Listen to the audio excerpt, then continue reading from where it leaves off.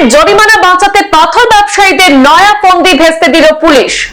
আসামের সিন্ডিকেটের manage formula বেশ স্ট্রং, ওভারলোডের লরি চলাচলে কোনো সমস্যা নেই। তবে এবার ত্রিপুরা সীমান্তে ওভারলোডের লরি প্রবেশের আগে অতিরিক্ত বোঝাই আনলোড করে ফেলতে হলো রাস্তায়।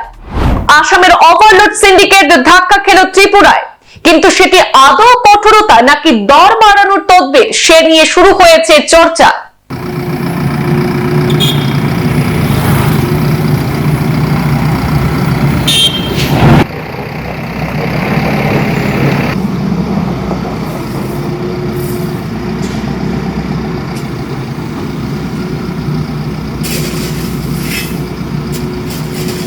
রাজস্ব ফাঁকি দিয়ে ওভারলোড পাথর বোঝাই লরি ত্রিপুরায় প্রবেশ করতে গিয়ে চরম সমস্যায় পড়তে হলো।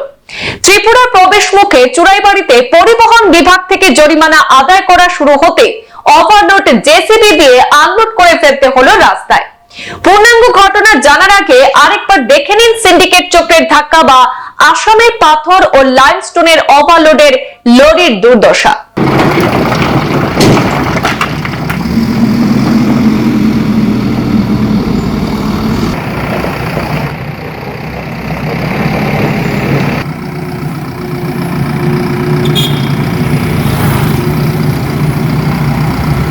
জানা যায়, আসাম হয়ে ত্রিপুরায় লাইমস্টোন ও পাথর বোঝাই লরি প্রবেশ করার অভিযোগ ছিল দীর্ঘদিনের। সেক্ষেত্রে পাথর ব্যবসায়ী ও পরিবহন দপ্তরের গোপন বোঝাপড়ার অভিযোগও ছিল।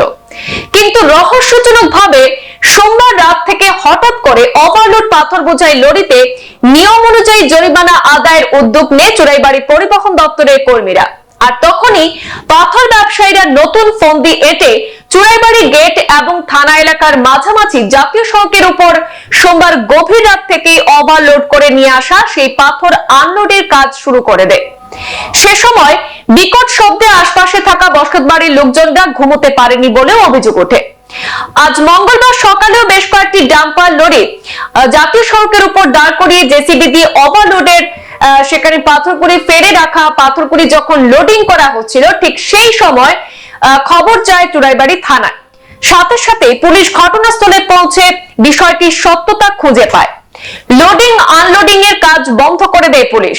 সেই সময় স্থানীয় কয়েকজন পাথর ব্যবসায়ীরা পুলিশের কাছে গিয়ে অনুরোধ জানায় যে আপাতত যে পাথরগুলি জাতীয় সড়কের উপর ফেলে রাখা হয়েছে সেগুলি তুলে নিয়ে যাওয়া হবে। তাছাড়া ভবিষ্যতে আর এমন কাজ করা হবে না বলেও তারা পুলিশকে প্রতিশ্রুতি দিলে স্থানীয় পাথর ব্যবসায়ীদের অনুরোধে পুলিশ এক্ষেত্রে ছাড় দিলেও পুনরায় এমন ঘটনা সংঘটিত হলে আইনানুগ ব্যবস্থা নেওয়া হবে বলে সাফ জানিয়ে দেয় পুলিশ।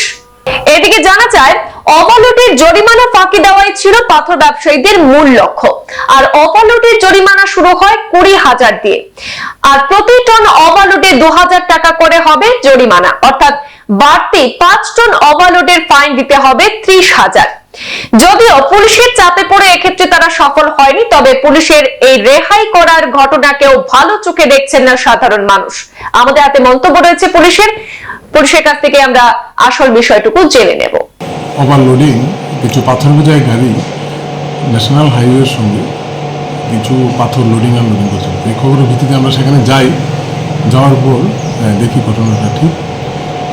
তো আমরা ওখানে যাওয়ার পর তাদের সঙ্গে কথা বলার পর তারা স্থানীয় লোকাল সবাই পাথর ব্যবসায়ী এবং আমাদেরকে অনুরোধ করে যে ভবিষ্যতে এরকম আর কোনোদিন তারা করবে না।